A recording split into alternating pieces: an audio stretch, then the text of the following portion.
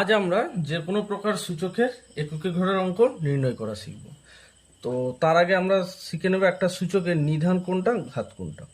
ধরো 422 হোল পাওয়ার 102, এই 422টাকে বলা হবে নিধান, আর এই মাথায় 102টাকে বলা হবে ঘাত। তো সূচকের এককের ঘরের অঙ্ক নির্ণয় করার আগে আমরা দেখব সেই সূচকটার যে ঘাত থাকবে সেই ঘাতটা 4 দ্বারা বিভাজ্য হবে কি না হবে না।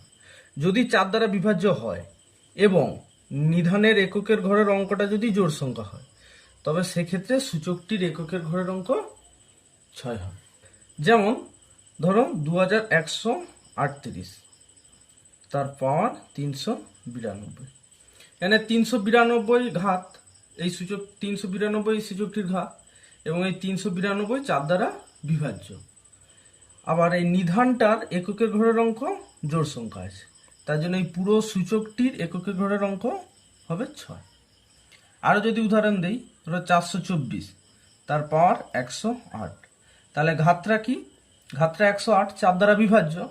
আবার নিধানের এককের ঘরের অঙ্ক জোড় সংখ্যা আছে, তাই এককের ঘরের এই পুরো সূচকটির এককের ঘরের অঙ্ক হয়ে যাবে 6। আরো উদাহরণ দিচ্ছি, 534, 1012, 1012 4 দ্বারা বিভাজ্য, আবার এককের ঘরের অঙ্ক জোড় সংখ্যা আছে, তাই হয়ে যাবে 6। এইবার আসবো, যদি ঘাতটা 4 দ্বারা বিভাজ্য হবে এবং নিধানের এককের ঘরের অঙ্কটা যদি বিজোড় সংখ্যা হয়, বিজোড় সংখ্যা হয়, সেক্ষেত্রে সূচকটির এককের ঘরের অঙ্ক 1 হবে। যেমন যদি আমরা উদাহরণ দিই, 4137 পাওয়ার 756, 756 4 দ্বারা বিভাজ্য এবং নিধানের এককের ঘরের অঙ্কটা বিজোড় সংখ্যা আছে, তাই এই পুরো সূচকটির এককের ঘরের অঙ্ক হয়ে যাবে 1। একই রকম ভাবে আরো উদাহরণ দিচ্ছি, ধরো 423, তার পাওয়ার 108, 108 4 দ্বারা বিভাজ্য এবং নিধানের এককের ঘরের অঙ্কটা বিজোড় সংখ্যা আছে, তাই পুরো সূচকটির এককের ঘরের অঙ্ক হয়ে যাবে 1। তবে মনে রাখতে হবে, শুধু এই বিজোড় সংখ্যা বলছি, কিন্তু যদি এককের ঘরের অঙ্ক 5 থাকে সেক্ষেত্রে আলাদা নিয়ম, সেটা আমরা ভিডিওর পরে আলোচনা করতেছি বন্ধুরা। তবে ঘাত যদি 4 দ্বারা বিভাজ্য হয় সেক্ষেত্রে নিয়মটা আমরা দেখে নিয়েছি। এবার যদি 4 দ্বারা বিভাজ্য না হয় সেক্ষেত্রে কি করব, এটা আমরা একটা উদাহরণের সাহায্যে বুঝতেছি। তবে ঘাত 4 দ্বারা বিভাজ্য হলে তার সব নিয়মগুলো দেখে নিলাম। এবার 4 দ্বারা বিভাজ্য না হয় তখন কি করব, সেক্ষেত্রে আমরা একটা উদাহরণের সাহায্যে বুঝাচ্ছি। ধরো 28 এর পাওয়ার 105, তবে ঘাতটা 4 দ্বারা বিভাজ্য নয় 105, এটাকে আমরা 4 দ্বারা ভাগ করব, ভাগশেষটা নির্ণয় করব ঘাতের। 4 দুগুণে 8, 2 5 4 6 24, ভাগশেষ কত? 1। কি করব, এই নিধানের এককের ঘরের অঙ্কটাকে নেব, এই যে ভাগ করলাম, এই যে ভাগশেষে টাকে পাওয়ার আকারে নেব, কত হয়ে যাবে? 8। তাহলে এই পুরো সূচকটির এককের ঘরের অঙ্ক হয়ে যাবে 8। যদি আরো উদাহরণ দিচ্ছি, 433, তারপর 523, 4 দ্বারা ভাগ করব,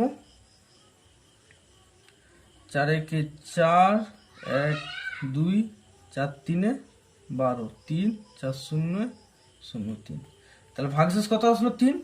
কি করব, নিধানের এককের ঘরের অঙ্কটাকে নেব 3, ভাগশেষটাকে তার পাওয়ার নেব 3, 3 এর কিউব কত হয়ে যাবে? 27। তাহলে এককের ঘরের অঙ্কটা কত হয়ে যাবে? এই সূচকটির 7 হয়ে যাবে। আরো উদাহরণ দিয়ে দেখাচ্ছি, 224, 224, তারপর 134, আমরা 134কে 4 দ্বারা ভাগ করতেছি, 4 3 12, 1 4, 4 3 12 2, তাহলে ভাগশেষ 1 থাকলো। নিধানের এককের ঘর অঙ্কটা নিলাম 4, ভাগশেষ 2, 4 4 16, তাহলে কত? 6 হবে। নিধানের এই সূচকটির এককের ঘরের অঙ্ক 6 হয়ে যাবে।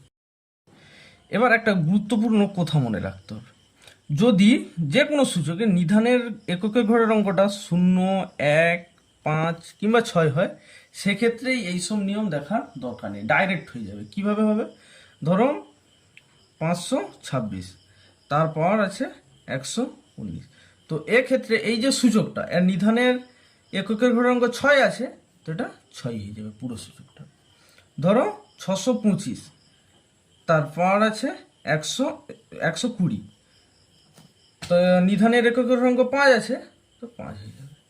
তবে এই নিয়মটা কোন ক্ষেত্রে লাগবে? যখন নিধানের এককের ঘরের অঙ্কে 0, 1, 5 অথবা 6 থাকবে, সেক্ষেত্রে এই নিয়মটা নিয়েই আমরা করে নেব।